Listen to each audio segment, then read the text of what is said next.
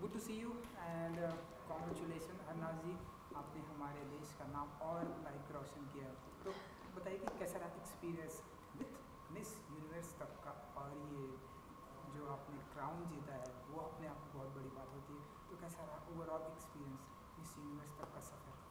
पहली बात तो thank you so much.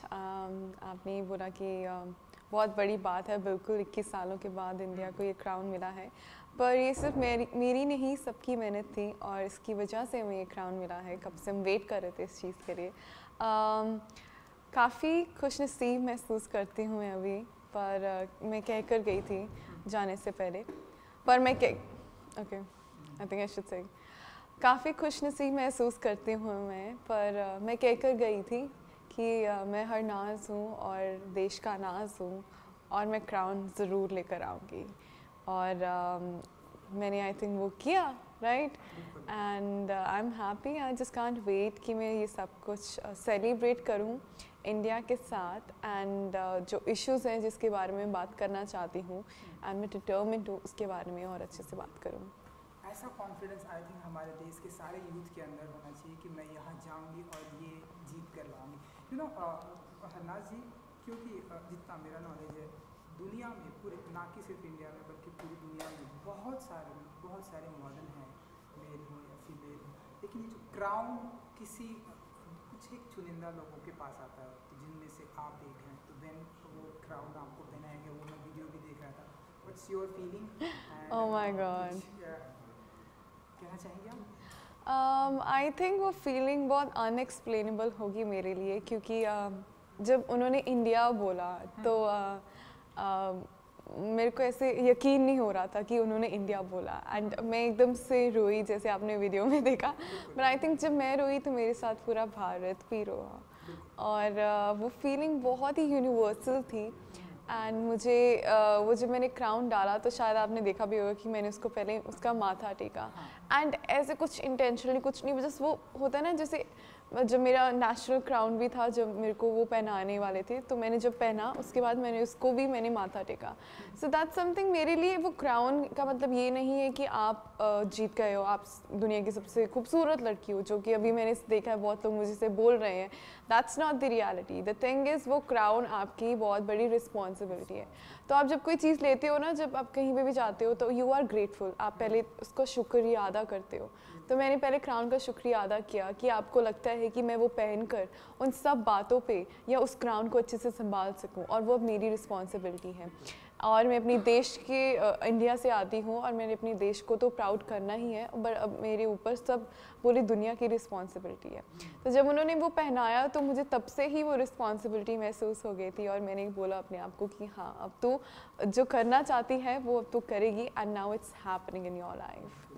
And Harnaaz ji, मैं आपसे जानना चाहूँगा कि ये बचपन से आप ऐसे पार्टिसिपेट करना चाहते थे, या बचपन से आप ऐसे मिस यूनिवर्स, मिस इंडिया, इन सब प्लेटफॉर्म को ज्वाइन करना चाहती थी, या कब आपके दिमाग में आया कि मुझे ये ज्वाइन करना चाहिए, या कैसे? हाँ जी, अब वैसे मैंने बचपन से कभी नहीं ऐसा सोचा था कि मैं मिस यूनिवर्स के लिए जाना चाहती हूँ, क्योंकि छोटे होते मुझे पता भी नहीं था मिस यूनिवर्स क्या होता है। पर जैसे मैं बड़ी होती रही और मैंने इंस्पिरेशन देखी सुष्मिता सेन मैम से, लारा दत्ता मैम से, एंड प्रियंका चोपड़ा से, मुझे ये रियलाइज़ हुआ कि मैंने भी इनके जैसे बनना है। यू नो कि जिस वे में इन्होंने मुझे इंस्पायर किया है, मैं भी किसी लड़की को ऐसे इंस्पायर करना चाहती हूँ, किसी को भी, कि अपने आप पर हमेशा यकीन रखो और सब कुछ आपको मिलेगा अगर आपके नतीजे, आपकी जो नीयत है वो साफ़ है। तो ऐसे ही मैं मतलब मुझे अच्छा लगा जब मैंने रियलाइज़ किया, मेरे को ये पता चला कि मैं एक्टिंग भी कर सकती हूँ, मुझे एक्टिंग करना बहुत पसंद है, एंड मैंने ये भी देखा कि I can become a model also. So ऐसे ही धीरे धीरे मैंने अपने आप को एक्सप्लोर किया कि हाँ, मुझे ये करना अच्छा लगता है। जब आपको एक बार आपके अंदर वो जज्बा आ जाता है ना कि मैं ये करके दिखाऊंगी अपने लिए, तो फिर आपको दुनिया में कोई नहीं रोक सकता। सो वो एकदम से आया when I was 17 years of the as.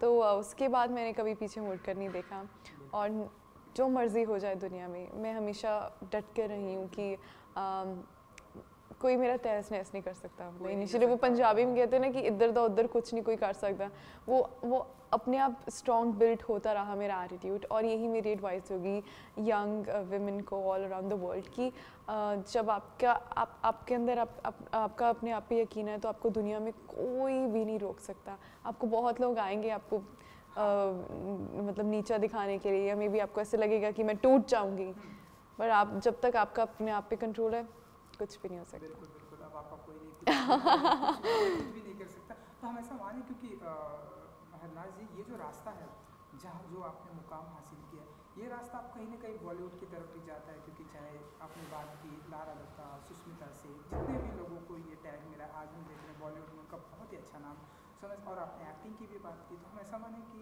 अब हरनाज जी जो है इसके बाद ये 1 साल तक का जो भी प्रोसेस है, उसके बाद अब आप एक्टिंग में हम आपको देखेंगे ऐसे कुछ? Well, it's too soon to describe that how my future will look, to be honest, क्योंकि अभी कुछ भी नहीं पता है क्या होगा ज़िंदगी में। But being an actor, I am looking forward, जो भी होगा, let's hope for the best, to be honest. But acting हमेशा मेरा passion रहा है, और मैं एक्टिंग के थ्रू लोगों को इंस्पायर करना चाहती हूँ, क्योंकि आज की दुनिया में सब एक्टिंग से बहुत इंटिमिडेटेड फील करते हैं, बहुत उनको ऐसा लगता है कि काश हम भी उस कैरेक्टर में होते, काश हम भी उस मूवी में होते।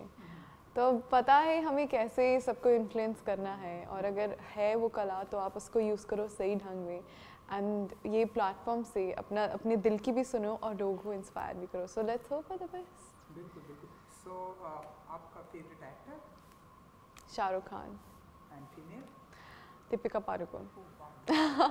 आई think best Om Shanti Om duo मुझे काफ़ी अच्छा लगता है। Not only acting, it's not only about on screen वो कैसे हैं, बट ऑफ स्क्रीन भी वो कैसे हैं। मेरे लिए हमेशा आर्टिस्ट, मैं हमेशा जब आर्टिस्ट को देखती हूँ एज एन ऑडियंस और एज एन एक्टर, तो मैं उनको उस ढंग से देखती हूँ कि ऑन स्क्रीन ही नहीं, ऑफ स्क्रीन भी वो कैसे हैं। तो उनका दोनों का जो एटीट्यूड है वो काफ़ी डाउन टू अर्थ रहा है, और जिस ढंग से उन्होंने अपने आप को क्रिएट किया है, अपना ऑरा, एंड हर चैलेंज को उन्होंने फेस किया है, आई थिंक वो हम सबको सीखना चाहिए।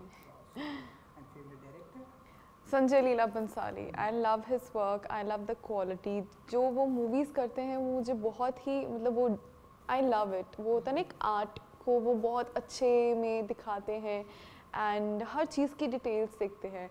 तो उनको ज़रूर बहुत टाइम लगता है मूवी बनाने का, बट वो वर्थ इट होती है। And every movie that I watched his movie, every movie, it's just the best till now, so no doubt he's my favorite. And favorite politician?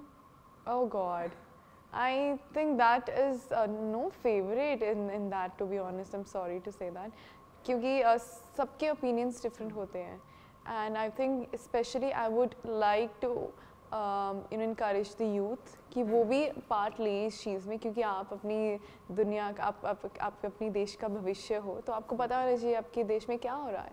तो आप बनो अपने यूथ आइकॉन, आप अपने आप बनो स्पीकर, क्योंकि हर इंसान बहुत अच्छा स्पीकर है, बस उसको ढूंढना है किसकी एबिलिटीज़ क्या है।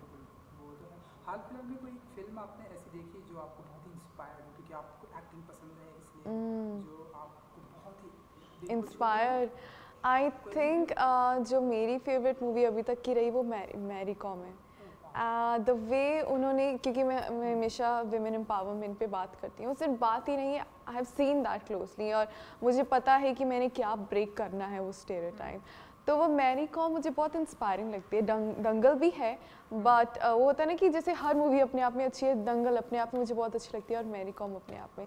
तो जब भी वो गाना है ना, दिल ज़िद्दी है, आई थिंक वो हर इंसान में वो उसका दिल है वो ज़िद्दी, बस उसको ढूंढना है कि वो किस चीज़ के लिए ज़िद्दी है, और जब वो ज़िद पकड़ लेता है तो वही बात, कुछ नहीं, उसका कोई नहीं कुछ उखाड़ सकता। बिल्कुल, एंड जब वो ज़िद पकड़ लेता है तो हमारे सामने हरनाज प्रेजेंट होती हैं। सो क्योंकि आप चंडीगढ़ पंजाब से आती हैं हरनाज जी, इसलिए मैं आपसे जानना चाहूँगा कि आपको आपके स्टेट के लिए अगर कुछ करने का मौका मिला, लाइक चंडीगढ़ के लिए अगर आपको जहाँ से आप आती हैं कुछ करने का मौका मिला, कुछ ऐसे बदलाव लाने का मौका मिला, तो वो क्या कुछ होगा जो आप चाहती हैं कि आपके गांव में, आपके होम टाउन में? Well definitely talking about the women empowerment, सिर्फ मेरी कम्युनिटी में ही नहीं, पूरी दुनिया में, क्योंकि I think right to education, right to work is important. उसके साथ साथ right to choose your own partners बहुत ज़रूरी है, और ये हमें उनको समझाना है इसका मतलब क्या है, क्योंकि सबको पता है कि हमारी लेजिस्लेशन पावर कंट्री की सबसे स्ट्रॉन्ग है, we have the lengthiest constitution, but हमें एग्जीक्यूट करने के लिए इंडिविजुअल्स को समझाना पड़ेगा। उसके बारे में मैं ज़रूर बात करूँगी, but let's be practical. Climate change के बारे में भी मैं बात करना चाहूँगी क्योंकि आई थिंक वो बहुत ही ऑब्वियस है, उसको ये नहीं मैं कहूँगी कि ये एडवोकेसी है मेरी, क्योंकि वो हर इंसान की एडवोकेसी होनी चाहिए ऐसे। तो Chandigarh is a very clean and beautiful city, तो वहाँ से मैं सिखवाना चाहती हूँ सबको, जैसे Chandigarh is very organise, Chandigarh is very clean, तो बाकी सिटीज़ में, बाकी कंट्रीज़ में, maybe a lot of countries like Israel में हम गए थे, तो Israel is doing a lot of great things towards climate change, और हमें उस कंट्री से सीखना चाहिए।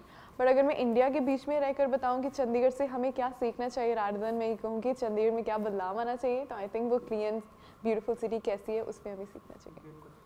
फूडी हैं आप? लव, पूरा रज के खाना खाना पसंद है। ओह वाह, फेवरेट फूड्स ऐसे जो I think now everybody knows that, but let me tell you one more dish which I love. Makki di roti sarson da saag is surely my favorite, and rajma chawal. So I think वो सबके favorite है। हमारा भी favourite है। Wow. क्योंकि हरनाज जी, अभी आप तो आपकी लाइफ की जर्नी स्टार्ट हुई है, अभी हम ऐसे बहुत सारे आपके स्टेप बाय स्टेप ऐसे दुनिया देखेंगे। सो ऐसे Mumbai, sorry India and India के बाहर पूरे ऑल ओवर वर्ल्ड अब आप ट्रैवल करने वाले हैं, तो अगर आप कुछ बता सकें कि आपको ऐसी कौन सी जगह पर जानी है जो आपकी फेवरेट है, जहाँ पर आप जाना चाहते हो? जाना चाहते हैं? इसराइल मेरी एक ड्रीम डेस्टिनेशन थी। जहाँ पर आपने क्राउन जीता बिल्कुल इन द होली लैंड, तो थैंक गॉड मेरा वो फुलफिल हो गया।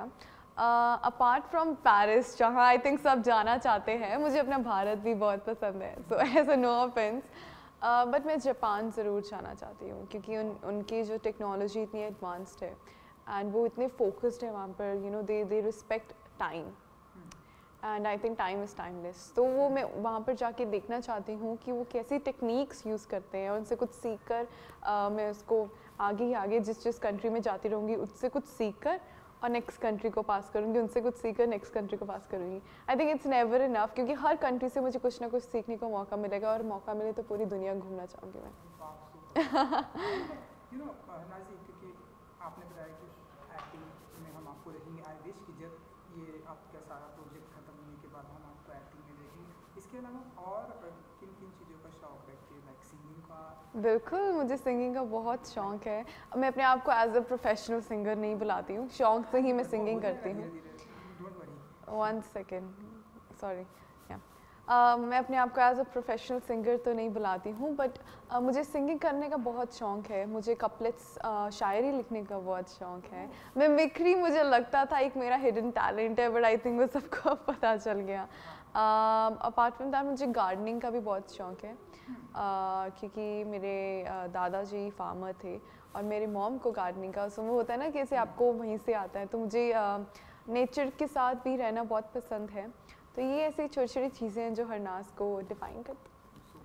किसी एक की मिमिक्री, किसी जो आप ज़रूर, आप चाहते हो कि मैं किसी फेमस पर्सनालिटी की मिमिक्री करूं, तो आपको फिर वेट करना पड़ेगा जब तक मैं किसी की बायोपिक करूंगी। चलिए मैं अपने हमारे मिस यूनिवर्स पे आता हूँ कि जब ये आपकी जर्नी स्टार्ट हुई तो कभी आपको ऐसा लगा कि ऐसे कुछ नर्वस हुई आप, या कुछ भी ऐसी फीलिंग आई कि यार ये बहुत ही टफ है, या आपको ऐसा आ गया कि हाँ ये मैं जीतने वाली हूँ? कब आपको ऐसा? Right, I think nervous is a very very natural feeling. कुछ गलत नहीं है अगर आप नर्वस फील करते हो, पर उसको ओवर पावर कैसे करना है वो बहुत ज़रूरी है, क्योंकि आखिर में इंसान वो ही सक्सेसफुल है जो अपने इमोशंस को कंट्रोल कर सके। एंड ज़रूर मैं थी नर्वस जैसे हर लड़की थी, पर एट द एंड मैंने अपनी विजन को देखा और मैंने अपने आप को बार बार स्टेज पे चढ़ने से पहले ये सवाल पूछा कि मैं क्यों आई हूँ, और ये मौका मुझे बार बार नहीं मिलेगा। तो that 1 minute of my life can decide कि मेरी लाइफ में क्या होगा आगे, और जो होगा अच्छे के लिए होगा, और अपने आप पे यकीन रखो तो ही आपको सब कुछ मिल सकता है। तो मैंने जब स्टेज में थी, I was being my self, मैं किसी और की तरह नहीं दिख रही थी। मैं भूल गई थी मेरे आसपास कितनी सुंदर लड़कियां हैं, कितनी टैलेंटेड लड़कियां, कितने लोग बैठे हैं। मैं बस अपने आप पे ध्यान दे रही थी। आई थिंक तभी आप जीत सकते हो अपने आप से। Thank you so much. हमसे बात करने के लिए thank you so much. Thank you.